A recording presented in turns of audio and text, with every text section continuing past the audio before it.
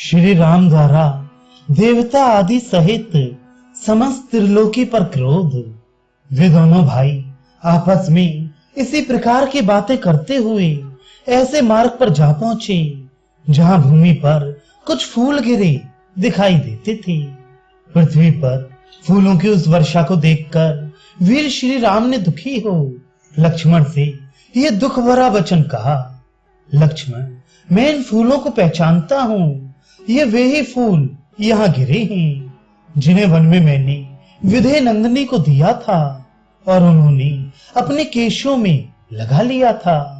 मैं समझता हूँ सूर्य, वायु और यशस्विनी पृथ्वी ने मेरा प्रिय करने के लिए ही इन फूलों को सुरक्षित रखा है। पुरुष प्रवर लक्ष्मण से ऐसा कहकर धर्मात्मा महाबाहु श्री राम ने झरनों से भरे हुए प्रसवर्ण गिरी से इस प्रकार कहा।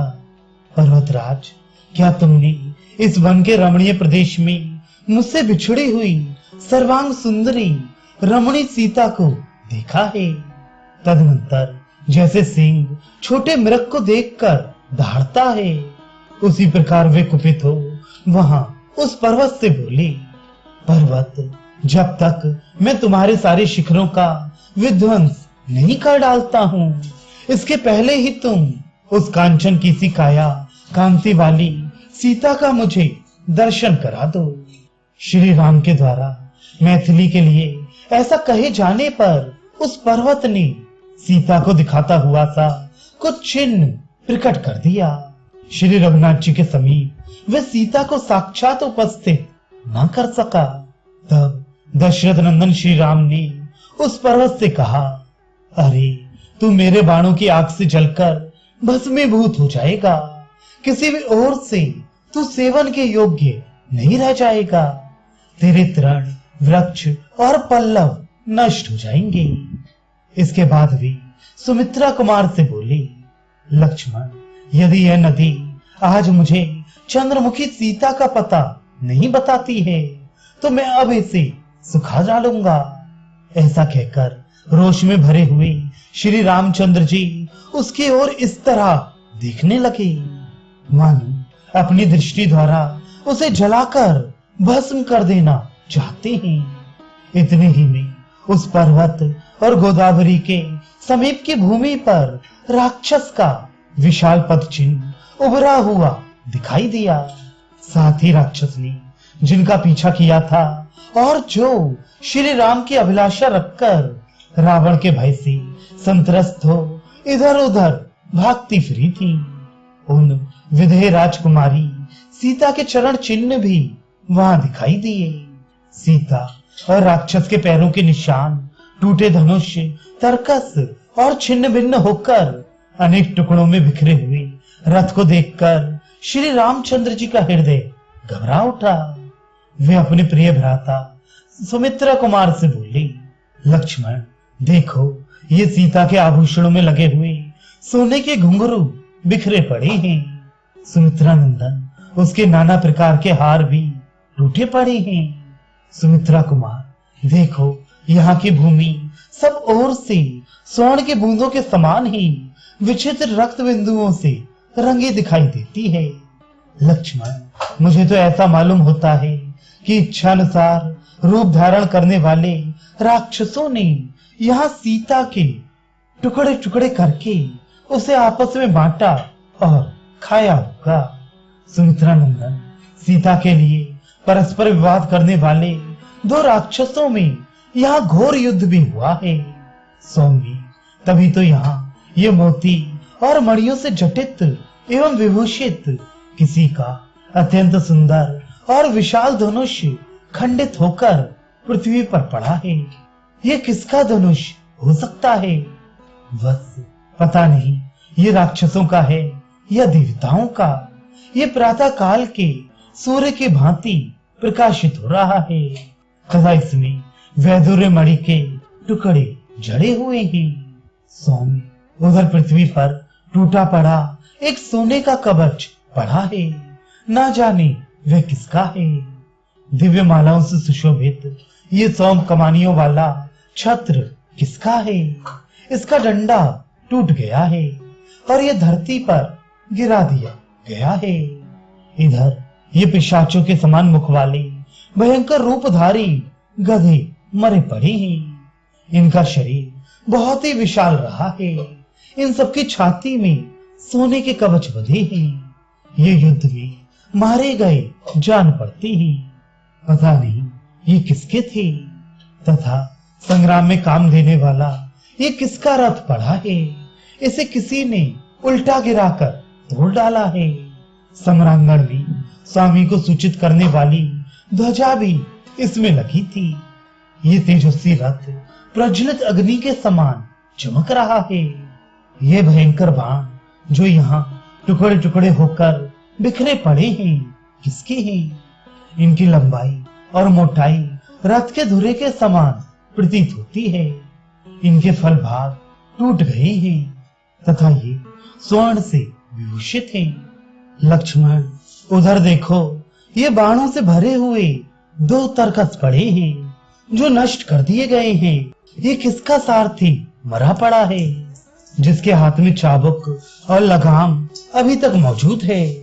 सौम्य ये अवश्य ही किसी राक्षस का पद चिन्ह दिखाई देता है। इन अत्यंत क्रूर हृदय वाले काम रूपी राक्षसों के साथ मेरा वैर 100 गुना बढ़ गया है। देखो, ये वैर उनके प्राण लेकर ही शांत होगा।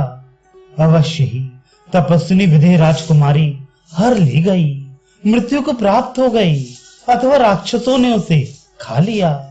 इस विशाल वन में हरी जाती हुई सीता की रक्षा धर्म भी नहीं कर रहा है। सौम्य लक्ष्मण, जब विदेह नंदिनी राक्षसों का ग्रास बन गई अथवा उनके द्वारा हर ली गई और कोई सहायक नहीं हुआ, तब इस जगत में कौन ऐसे पुरुष हैं जो मेरा प्रिय करने में समर्थ हों? लक्ष्मण, जो समस्त लोकों की सृष्टि, पालन और संहार करने वाले त्रिपुर विजय आदि शौर्य से संपन्न महेश्वर हैं, वे भी जब अपने करुणामय स्वभाव के कारण चुप बैठे रहते हैं, तब सारे प्राणी उनके ऐश्वर्य को न जानने से उनका तिरस्कार करने लग जाते हैं। मैं लोकहित में तत्पर, युक्त चित्त, जितेंद्रिय तथा जीवों पर करुणा करने वाला हूँ। इसीलिए ये इंद्र आदि देवेश्वर निश्चय ही मुझे निर्बल मान रहे हैं। तभी तो इन्होंने सीता की रक्षा नहीं की। लक्ष्मण, देखो तो सही, ये दयाल तो आदि गुण मेरे पास आकर दोष बन गया। तभी तो मुझे निर्बल मानकर मेरी स्त्री का अपहरण किया गया है, अतः अब मुझे पुरुषार्थ ही प्रकट करना होगा। जैसे प्रलय काल में उदित हुआ महान सूर्य चंद्रमा की चांदनी का संहार करके प्रचंड तेज से प्रकाशित हो उठता है, उसी प्रकार अब मेरा तेज आज ही समस्त प्राणियों तथा राक्षसों का अंत करने के लिए मेरे उन कोमल स्वभाव आदि गुणों को समेटकर प्रचंड रूप में प्रकाशित होगा। यह भी तुम देखो। लक्ष्मण, अब ना तो यक्ष, न गंधर्व, न पिशाच, न राक्षस, न किन्नर और न मनुष्य ही चैन से रहने पाएंगे। सुमित्रा नंदन, देखना, थोड़ी ही देर में आकाश को मैं अपने चलाए हुए बाणों से भर दूंगा और तीनों लोकों में विचरने वाले प्राणियों को हिलने डुलने भी ना दूंगा। ग्रहों की गति रुक जाएगी, चंद्रमा छिप जाएगा, अग्नि, मरुदगण तथा सूर्य का तेज नष्ट हो जाएगा, सब कुछ अंधकार से आच्छन्न हो जाएगा। पर्वत के शिखर मत डाले जाएंगे, सारे जलाशय, नदी, सरोवर आदि सूख जाएंगे, वृक्ष, लता और गुल्म नष्ट हो जाएंगे और समुद्रों का भी नाश कर दिया जाएगा। इस तरह मैं सारी त्रिलोकी में ही काल के विनाश लीला आरंभ कर दूंगा। सुमित्रा नंदन, यदि देवेश्वर गण इसी मुहूर्त में मुझे सीता देवी को सकुशल नहीं लौटा देंगे तो वे मेरा पराक्रम देखेंगे। लक्ष्मण, मेरे धनुष की प्रत्यंचा से छूटे हुए बाण समूहों द्वारा आकाश के ठसाठस भर जाने के कारण उसमें कोई प्राणी उड़ नहीं सकेंगे। सुमित्रा नंदन, देखो आज मेरे नाराजों से रौंदा जाकर ये सारा जगत व्याकुल और मर्यादा रहित हो जाएगा। यहाँ के मृग और पक्षी आदि प्राणी नष्ट एवं उद्भ्राम हो जाएंगे। धनुष को कान तक खींचकर छोड़े गए मेरे बाणों को रोकना जीव जगत के लिए बहुत कठिन होगा। मैं सीता के लिए उन बाणों द्वारा इस जगत के समस्त पिशाचों और राक्षसों का संहार कर डालूंगा। रोष और अमर्ष पूर्वक छोड़े गए मेरे फल रहित दूरगामी बाणों का बल आज देवता लोग देखेंगे। मेरे क्रोध से त्रिलोकी का विनाश हो जाने पर न देवता रह जाएंगे, न दैत्य, न पिशाच रहने पाएंगे, न राक्षस। देवताओं, दानवों, यक्षों और राक्षसों के जो लोग हैं वे मेरे बाण समूहों से टुकड़े टुकड़े होकर बारंबार नीचे गिरेंगे। सुमित्रा नंदन, यदि देवेश्वर गण मेरी हरी या मरी हुई सीता को लाकर मुझे नहीं देंगे तो आज मैं अपने सहायकों की मार से इन तीनों लोगों को मर्यादा से भ्रष्ट कर दूंगा। यदि वे मेरी प्रिया विदेह राजकुमारी को मुझे उसी रूप में वापस नहीं लौटाएंगे तो मैं चराचर प्राणियों सहित समस्त त्रिलोकी का नाश कर डालूंगा। जब तक सीता का दर्शन ना होगा तब तक मैं अपने सहायकों से समस्त संसार को संतप्त करता रहूंगा। ऐसा कहकर श्री रामचंद्र जी के नेत्र क्रोध से लाल हो गए, होंठ फड़कने लगे। उन्होंने वलकल और मृग चरण को अच्छी तरह कसकर अपने जटाभार को भी बांध लिया। उस समय क्रोध में भरकर उसी तरह संहार के लिए उद्यत हुए भगवान श्री राम का शरीर पूर्व काल में त्रिपुर का संहार करने वाले रुद्र के समान प्रतीत होता था। उस समय लक्ष्मण के हाथ से धनुष लेकर श्री रामचंद्र जी ने उसे दृढ़ता पूर्वक पकड़ लिया और एक विषधर सर्प के समान भयंकर और प्रज्वलित बाण लेकर उसे उस धनुष पर रखा।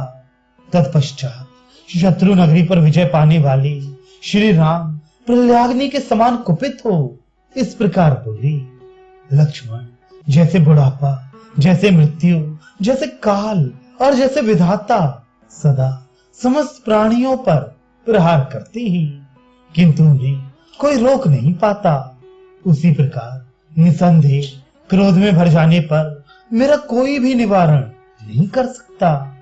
यदि देवता आदि आज पहले की ही भांति मनोहर दांतों वाली अनिंद सुंदरी मिथिलेश कुमारी सीता को मुझे लौटा नहीं देंगे तो मैं देवता, गंधर्व, मनुष्य, नाग और पर्वतों सहित सारे संसार को उलट दूंगा।